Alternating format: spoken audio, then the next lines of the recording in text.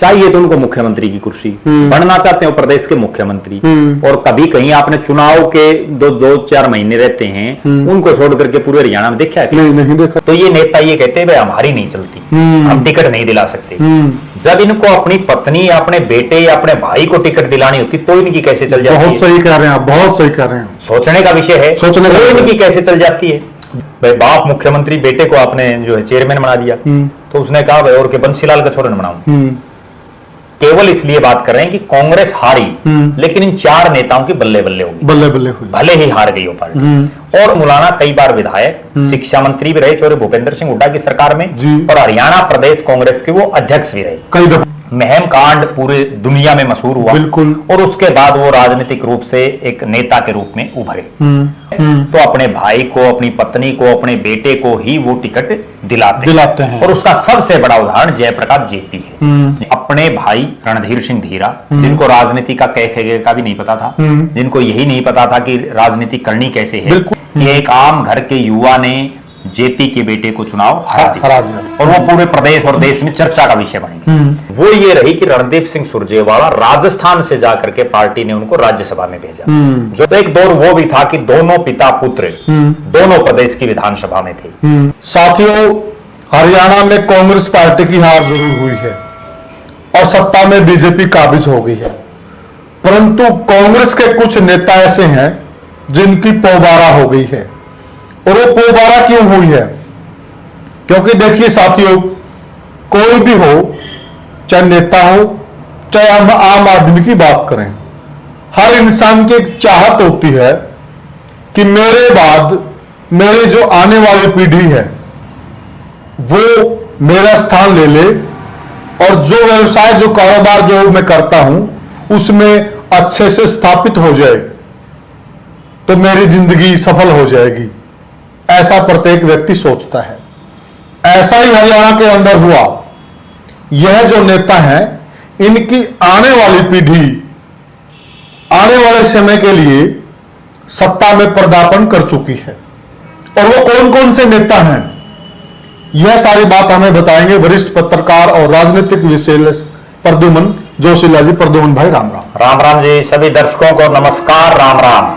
प्रद्युमन भाई, जो कुछ एक नेता हरियाणा में ऐसे हैं जी, जिनको शुरुआत में ये लग रहा था जी कि पता नहीं इनके परिवार से जी किसी को टिकट मिल भी पाएगी, जी, बड़ी ऊहापोह की स्थिति थी जी, लेकिन अब उनको टिकट भी मिली जी, और वो कहीं न कहीं अपने परिवार को सेटल करने में कामयाब भी हुए। देखो, बिल्कुल आपकी बात सही है। कांग्रेस पार्टी भले ही ये चुनाव हार गई, लेकिन हरियाणा प्रदेश के चार नेता ऐसे रहे जिनकी पौबारा रही, और उन चारों नेताओं की दिली तमन्ना इस चुनाव में पूरी हो गई। भले ही उनकी पार्टी राज में ना आई हो, लेकिन जो सपना उन्होंने वर्षों से देख रखा था और जिस सपने को लेकर के वो लगातार प्रयास कर रहे थे, वो सपना उनका इस चुनाव ने पूरा किया जी। और इस चुनाव में जो कांग्रेस बार बार जो है इस तरह की बातें कर रही थी कि हम सत्ता के बड़े नजदीक हैं, हम राज बनाएंगे, भले ही वो राज उनका नहीं बन पाया, लेकिन जिन चार नेताओं की हम बात करने जा रहे हैं, उन चार नेताओं के वारे न्यारे इस चुनाव ने कर दिए जी। और ये चुनाव वास्तव में उनके और उनके परिवार के लिए बड़ा फायदेमंद साबित हुआ। अगर सिलसिलेवार तरीके से हम उनकी बात करें तो सबसे पहला और जो सबसे बड़ा नाम इसमें जो दिखाई दिया वो नाम है जिनकी तीसरी पीढ़ी सक्रिय राजनीति में आई है जी, और जो खुद कांग्रेस पार्टी के बड़े नेता हैं, और उनकी ये बड़ी तमन्ना थी कि उनके परिवार से अगली जो पीढ़ी है वो इसमें पदार्पण करे जी। पिछले विधानसभा के चुनाव में भी एक चर्चा बड़े जोरों पर थी कि वो खुद की बजाय इस बार उनकी धर्मपत्नी चुनाव लड़ेगी, लेकिन उनकी धर्मपत्नी को तब टिकट नहीं मिली जी, और अब उनके बेटे को टिकट मिली। मैं बात करने जा रहा हूं रणदीप सिंह सुरजेवाला की। रणदीप सिंह सुरजेवाला के पिता चौधरी शमशेर सिंह सुरजेवाला कई बार विधायक बने, मंत्री बने, प्रदेश कांग्रेस के अध्यक्ष बने, और जो किसान कांग्रेस है उसके तो बहुत लंबे समय तक वो राष्ट्रीय अध्यक्ष रहे। शमशेर सिंह सुरजेवाला का बड़ा नाम रहा। उसके बाद एक वो दौर भी था जब वो कांग्रेस के राष्ट्रीय नेताओं के बड़े नजदीकी थे। हालांकि वो मुख्यमंत्री की रेस में कभी नहीं रहे प्रदेश में, उसके बाद उनके बेटे रणदीप सिंह सुरजेवाला ने राजनीति में पदार्पण किया। उन्होंने जो है अपना नरवाना, जो उनका घरी हलका है, वहां से शुरुआत की। 2005 के बाद जो चुनाव हुआ, जब प्रीसीमन के बाद नरवाना को एससी रिजर्व कर दिया, तो एक दौर वो भी था कि दोनों पिता पुत्र दोनों प्रदेश की विधानसभा में थे। और नरवाना से रणदीप सिंह सुरजेवाला थे, कैथल से चौधरी शमशेर सिंह सुरजेवाला थे। उसके बाद शमशेर सिंह सुरजेवाला ने चूंकि नरवाना रिजर्व हो गया था, तो कैथल अपने बेटे के लिए छोड़ दी। जैसा एक पिता का एक सपना होता है, वो चाहे किसी भी फील्ड में हो, कि मेरा बेटा मेरे से ज्यादा कामयाब हो। हाँ, ठीक बात। इसीलिए शमशेर सिंह सुरजेवाला ने अपनी जो उनकी भरी थाली थी उसको जो अपने बेटे की तरफ कर दिया। वरना तो नरवाना में तो रणदीप सिंह चुनाव हार भी गए थे। ठीक बात है। तो कहीं ना कहीं कैथल की उस सीट पर भले ही रणदीप सिंह हारे भी हैं वहां से एक बार, लेकिन वो 2019 के चुनाव में हारे। वो कैथल से विधायक बने, चौधरी भूपेंद्र सिंह हुड्डा की सरकार में मंत्री बने, प्रदेश कांग्रेस के वो कार्यकारी अध्यक्ष भी बने। और रणदीप सिंह का भी राजनीतिक सतर अपने पिता से ऊपर चला गया। उनके पिताजी किसान कांग्रेस तक सीमित रहे या मेन कांग्रेस के प्रदेश अध्यक्ष रहे, लेकिन रणदीप सिंह सुरजेवाला तो राष्ट्रीय महासचिव बने पार्टी के। बिल्कुल। और जो कांग्रेस की सबसे मजबूत जो है CWC, उसके भी वो सदस्य बने। कई राज्यों के उनको अलग अलग प्रभारी बनाया गया। और सबसे बड़ी बात जो शमशेर सिंह सुरजेवाला में नहीं हो पाई, वो ये रही कि रणदीप सिंह सुरजेवाला राजस्थान से जाकर के पार्टी ने उनको राज्यसभा में भेजा, जो इस बात का प्रमाण है कि उनकी कांग्रेस के शीर्ष नेतृत्व में कितनी पैठ है। अब उनकी जो तीसरी पीढ़ी है, इससे पहले ये ऐसी चर्चाएं थी कि जो गायत्री सुरजेवाला हैं, जो डाबड़ा गांव की लड़की हैं, और उनका पिता, उनका जो परिवार है वो भी राजनीतिक परिवार, पुराना राजनीतिक परिवार है। और आदमपुर में चौधरी भजनलाल से पहले एक ही बार विधायक बने, वो डाबड़ा सिंह के परिवार से थे। उसके बाद चौधरी कंवल सिंह भी बने, पूर्ण सिंह डाबड़ा भी बने, बड़ा राजनीतिक परिवार है। तो चर्चा ये थी कि गायत्री सुरजेवाला चुनाव लड़ेंगी, लेकिन इस बार उन्होंने अपने बेटे आदित्य सुरजेवाला को टिकट दिलाई और आदित्य सुरजेवाला को लॉन्च किया, और वो पहले झटके में ही MLA बन गए। अब देखना यह है कि अपने दादा और अपने पिता से आगे चल करके उनका राजनीतिक कैरियर कितना लंबा चलेगा। ये तो हमने बात की सुरजेवाला साहब की, जिनको जो है उनके वारे न्यारे इस चुनाव ने कर दी। पिता राज्यसभा के सांसद हैं, बेटा प्रदेश की विधानसभा में विधायक है। उसके बाद जो दूसरा बड़ा नाम है वो है हिसार के सांसद जयप्रकाश जेपी का। जयप्रकाश जेपी लगातार चर्चाओं में रहे और बहुत कम उम्र में 1989 में वो केंद्र में मंत्री बने, कई पार्टियों में घूमे, जहां भी गए वहां सांसद बने। उसके बाद एक वो दौर भी आया जब किसी भी पार्टी ने उनको टिकट नहीं दी और उनको निर्दलीय चुनाव लड़ना पड़ा। हालांकि वो जीत गए, उनकी किस्मत ज्यादा तेज थी, और जीत करके फिर उन्होंने कांग्रेस में घर वापसी की। इस चुनाव में जयप्रकाश जी हिसार से सांसद बने, बड़ी विपरीत हालातों में। अब उनके दिमाग में भी एक चीज थी जिसके लिए वो पिछले कई सालों से प्रयास कर रहे थे कि उनका बेटा विकास सहारण राजनीति में आए और वो विधायक बने। इसीलिए उन्होंने विकास सहारण को कैथल में युवा कांग्रेस की जिला प्रधानी का चुनाव लड़ाया, जो वो हार गए और बड़ी बुरी तरह से वो चुनाव हारे। उस समय बड़ी चर्चाएं थी कि एक आम घर के युवा ने जेपी के बेटे को चुनाव हरा दिया और वो पूरे प्रदेश और देश में चर्चा का विषय बन गया। जयप्रकाश जेपी की एक खास बात यह है कि उसको जब भी मौका मिलता है कहीं टिकट दिलाने का, जब भी वो इस स्थिति में होते हैं कि मैं किसी को टिकट दिलाऊं, तो वो केवल और केवल अपने परिवार की तरफ देखते हैं। उसका सबसे बड़ा उदाहरण ये है कि जब वो 2004 में हिसार से सांसद बने, तब भी क्योंकि कांग्रेस पार्टी सांसदों को एक एक टिकटें दे रही थी, अब भी दी हैं, और जब उनको एक टिकट दी तो उन्होंने अपने भाई रणधीर सिंह धीरा, जिनको राजनीति का कै खे का भी नहीं पता था, जिनको यही नहीं पता था कि राजनीति करनी कैसे है, बिल्कुल सिंपल, एक बिल्कुल साधारण, ठीक है, या यूं कहिए कि एक डेयरी जो है, भैंसों की जो डेयरी है, उन तक वो सीमित थे। तो वो ठीक है, परिवार का सिस्टम को देख रहे थे, लेकिन राजनीति का उनको कै खे का भी नहीं पता था। उन रणधीर सिंह धीरा को कांग्रेस के बड़े बड़े दिग्गज वहां से टिकट मांग रहे थे, उन सबको दरकिनार करके अपने भाई को उन्होंने टिकट दिलाई। उसके बाद जेपी को कभी दोबारा मौका नहीं मिला टिकट बांटने का, क्योंकि वो कभी सांसद बने नहीं पाई। 2004 के बाद लगातार हारते रहे। बिल्कुल 4 के बाद जब उनको इस बार मौका मिला तो उन्होंने अपने बेटे विकास सहारण को कलायत से टिकट दिलाया। बिल्कुल। कितनी गंभीर बात, अगर इसको समझेंगे दर्शक तो वो ये समझेंगे कि आप जिन नेताओं के सारा दिन रुक के मारते हो, जिन नेताओं से ये उम्मीद करते हो कि ये आपको समझने वाली बात है, ये आपको विधायकी की टिकट दिलाएंगे, और वो जब उनको मौका मिलता है तो अपने भाई को, अपनी पत्नी को, अपने बेटे को ही वो टिकट दिलाते हैं। और उसका सबसे बड़ा उदाहरण जयप्रकाश जेपी है, जिनको 2 बार मौका मिला। 2005 में मिला तो उन्होंने अपने भाई रणधीर सिंह धीरा को दिलाई, 2024 में मिला तो अपने बेटे विकास सहारण को दिलाई। अब विकास सहारण का राजनीतिक रूप से लॉन्च हुआ और वो विधायक बन गए। तो सीधी बात यह कि जयप्रकाश के भी वारे न्यारे हुए इस चुनाव में, भले ही कांग्रेस हारी हो और जयप्रकाश खुद सांसद, बेटा विधायक, मौज में कोई कसर नहीं। ठीक बात है। अब जो तीसरा नाम है, तीसरा नाम है वो है महम के पूर्व विधायक आनंद सिंह डांगी का। जी। आनंद सिंह डांगी कभी चौधरी देवीलाल के साथ उन्होंने राजनीति की, बड़े नजदीकी माने जाते थे। उसके बाद आपस में ध्रुव विरोधी हो गए। महम कांड पूरे दुनिया में मशहूर हुआ। बिल्कुल। और उसके बाद वो राजनीतिक रूप से एक नेता के रूप में उभरे।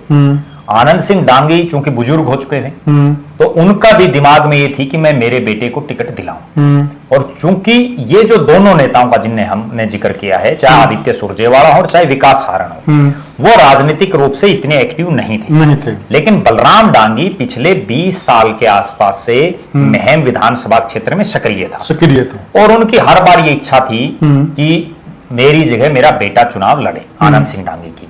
लेकिन वो इच्छा पूरी नहीं हो पा रही थी। इस बार चौधरी भूपेंद्र सिंह हुड्डा ने उनको अपनी कैबिनेट में तो कभी मंत्री नहीं बना जब वो विधायक थे, लेकिन इस बार उनकी दिल की इच्छा पूरी की और उनके बेटे बलराम डांगी को विधानसभा की टिकट दी। बलराम डांगी पहले झटके में विधायक बन गए। और अब देखना यह है कि जिस तरह से आनंद सिंह डांगी एक मास लीडर बने, ग्राउंड जीरो पर जिन्होंने काम करके एक नेता बने, एक साधारण घर से आते हैं और उन्होंने उस धनाढ्य बलराज कुंडू, शमशेर सिंह खरकड़ा, जो अथा अकूत जो संपत्ति होती है उसके मालिक हैं, उनको उन्होंने हराया।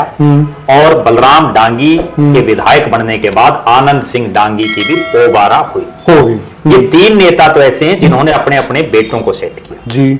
अब चौथे जिनकी हम बात कर रहे हैं, उनके चूंकि जो है उनकी उम्र कम है, युवा हैं, तो उनके परिवार में और कोई इतनी उम्र का नहीं है कि जिसको विधानसभा की टिकट दे दें, कोई बेटा बेटी। तो उन्होंने क्या किया कि उन्होंने अपनी पत्नी को टिकट दिला दी जी। वो है मुलाना से वरुण चौधरी, या वरुण मुलाना कह सकते हैं। वरुण मुलाना खुद अंबाला से सांसद हैं जी। उन्होंने अपनी पत्नी पूजा चौधरी को टिकट दिलाई। पहले ही उसमें पूजा चौधरी विधायक बन गई। और इससे पहले वरुण मुलाना भी राजनीति की उनकी भी दूसरी पीढ़ी है, क्योंकि वो फूलचंद मुलाना के बेटे हैं। बिल्कुल। फूलचंद मुलाना कई बार विधायक, शिक्षा मंत्री भी रहे चौधरी भूपेंद्र सिंह हुड्डा की सरकार में, और हरियाणा प्रदेश कांग्रेस के वो अध्यक्ष भी रहे, कई दफा रहे, और बड़े नेताओं में गिनती थी उनकी। अब वो काफी बुजुर्ग हो चुके हैं, बीमार भी रहते जी जी। तो वरुण मुलाना की पोबारा हुई, वो खुद एमपी, उनकी धर्मपत्नी पूजा चौधरी विधायक। तो कहीं ना कहीं ये 4 नेता ऐसे निकल करके आए। कांग्रेस पार्टी की हम बात कर रहे हैं, क्योंकि बीजेपी और इनेलो और दूसरी पार्टियों में और भी हैं बहुत, उन पर फिर किसी दिन चर्चा करेंगे। आज तो हम केवल इसलिए बात कर रहे हैं कि कांग्रेस हारी, लेकिन इन 4 नेताओं की बल्ले बल्ले होगी, बल्ले बल्ले हुई, भले ही हार गई हो पार्टी। और इन्हीं 4 नेताओं से सीख लेकर के और भी जो बहुत से नेता हैं, जो बुजुर्ग भी हो चुके हैं, कई युवा भी हैं, वो भी अपनी आने वाली पीढ़ी को आगे बढ़ाने, अगले चुनाव में पक्का बढ़ाएंगे। इस चुनाव में भी कईयों ने कोशिश की थी, लेकिन कईयों को टिकट नहीं मिल पाई। जैसे प्रोफेसर संपत सिंह हैं नलवा से, उनकी हसरत है और वो लगातार 10 साल से प्रयास कर रहे हैं कि उनका बेटा जो है विधायक बने, लेकिन वो बेटे के चक्कर में उनकी भी जाती रही सिस्टम सारा। ठीक बात। तो इस तरह से बहुत से ऐसे हैं। तो प्रद्युमन भाई, क्या हम इसको परिवारवाद कहें या फिर ये, देखिए परिवारवाद एक चल रहा है राजनीति में, एक नैरेटिव चलता है, बिल्कुल, लेकिन सच्चाई ये भी है कि देखिए चाहे कोई कारोबारी हो जी, चाहे कोई वकील हो जी, चाहे कोई और किसी प्रोफेशन में हो जी, तो सभी लोग तो ये चाहते हैं कि मेरे बाद जो मेरे वारिस हैं वो उस जगह को संभाल ले। देखो आपकी बात बिल्कुल सही है और ये आज से नहीं है। एक बार चौधरी देवीलाल प्रदेश के मुख्यमंत्री थे, उन्होंने अपने बेटे प्रताप चौटाला को चेयरमैन बना दिया सरकार में जी।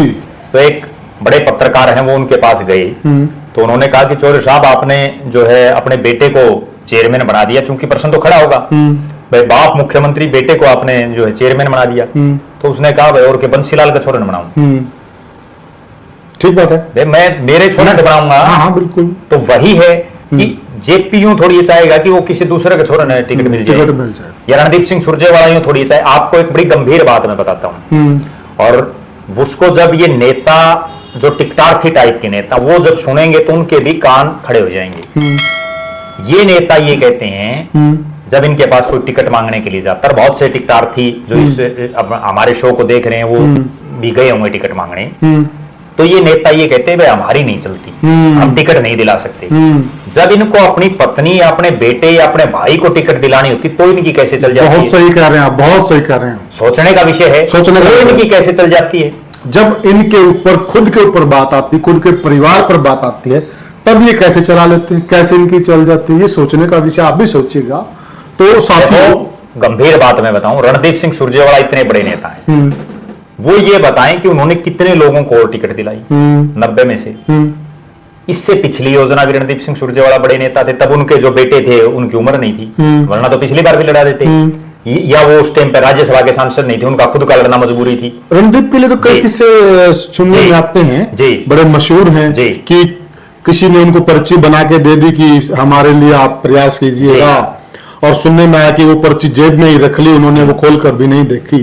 तो मैं निश्चित रूप से सन 2004 से रणदीप सिंह सुरजेवाला उस हैसियत में हैं कि वो किसी को भी टिकट दिला सकते हैं, क्योंकि वो युवा कांग्रेस के राष्ट्रीय अध्यक्ष, उसके बाद वो प्रदेश के कार्यकारी अध्यक्ष इतनी युवा अवस्था में, फिर बड़े पावरफुल मंत्री, उसके बाद राष्ट्रीय प्रवक्ता, फिर मीडिया सेल के वो इंचार्ज पूरे भारत के, राष्ट्रीय महासचिव, CWC के सदस्य, कई कई राज्यों के प्रभारी, राज्यसभा के सांसद, और बताओ क्या चाहिए। और अगर वो अपने एक आदमी को भी टिकट नहीं दिला सकते तो फिर किस चीज की राजनीति?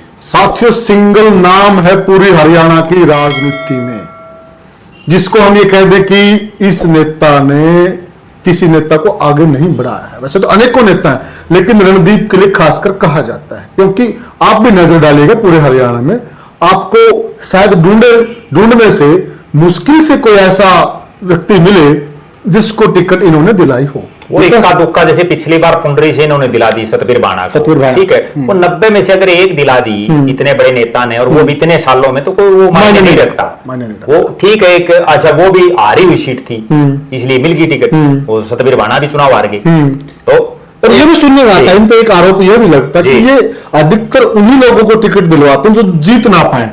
अभी नरवाना से भी सुनने में आ रहा कि सतबीर दवलैन के लिए सभी लोग कह रहे थे कि वो कमजोर है, लेकिन इनको ये पता था कि अगली बार नरवाना रिजर्व नहीं रहेगी, हो सकता है ओपन होएगा भी, और हो सकता है कि मुझे या मेरे परिवार में से किसी को यहाँ पर चुनाव लड़ना पड़ जाए। अगर ये इस बार मैंने किसी मजबूत आदमी को दिला दी, वो जीत गया, तो हमारे लिए मुश्किल पैदा हो। नहीं, ये बात नेचुरल है, वो चाहे उन्होंने विद्या धनोदा को टिकट दिलाई हो, ठीक है, और चाहे सतबीर दवलैन को दिलाई हो नरवाना में, दोनों ही अपने अपने समय के कमजोर प्रत्याशी साबित हुए, और इसीलिए दोनों बुरी तरह से हारे। क्योंकि रणदीप सिंह सुरजेवाला को मैं जो समझ पा रहा हूं, वो अपने फायदे की राजनीति करते हैं, उनका सिर्फ एक ओरा रहना चाहिए। दूसरी बात, चाहिए तो उनको मुख्यमंत्री की कुर्सी, बनना चाहते हो प्रदेश के मुख्यमंत्री, और कभी कहीं आपने चुनाव के दो चार महीने रहते हैं, उनको छोड़ करके पूरे हरियाणा में देखा है? नहीं देखा कभी। जब 2-4 महीने रहते हैं, वो 2-4 रैलियां कर देते हैं, और इसके अलावा सिर्फ हम उनको टीवी पर देखते हैं। बिल्कुल सही कहा। तो फिर मुख्यमंत्री का आप चस्का छोड़िए, आप केंद्र की अपनी करो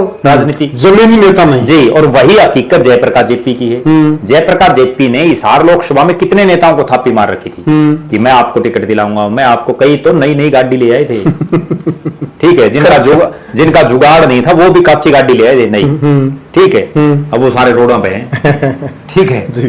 तो टिकट तो, और मैंने उनको पहले ही बताया भी था कि अगर ये ऐसे नेता हैं, चाहे जेपी और चाहे रणदीप हो, अगर इनको एक एक टिकट मिलेगी तो अपने बेटों की मांगेंगे। और लेकिन लोग फिर पता नहीं किस लिए फिर बोले हुए घूमते रहते हैं, और आगे भी वो ऐसे ही थापी लगेंगी। जी जी जी। तो साथियों, ये हमने चर्चा की कि हरियाणा के अंदर कुछ एक नेता ऐसे हैं कि जब उनको मौका मिलता हो तो खाली अपने परिवार की सोचते हैं, परंतु उनके इर्द गिर्द बहुत सारे लोग उनके लिए काम भी करते हैं, उनके वर्कर भी, परंतु समय आने पर वो उनके लिए नहीं सोचते हैं। आपकी क्या राय है? आप क्या मानते हैं कि क्या करना चाहिए उनको उस घड़ी में? आप अपनी राय हमें कमेंट सेक्शन में जरूर दें, और वीडियो को ज्यादा से ज्यादा शेयर करें, चैनल को सब्सक्राइब करें। तो साथियों, अब आपसे लेते हैं विदा, फिर मिलेंगे एक और वीडियो में आपके साथ। तब तक के लिए साथियों, राम राम।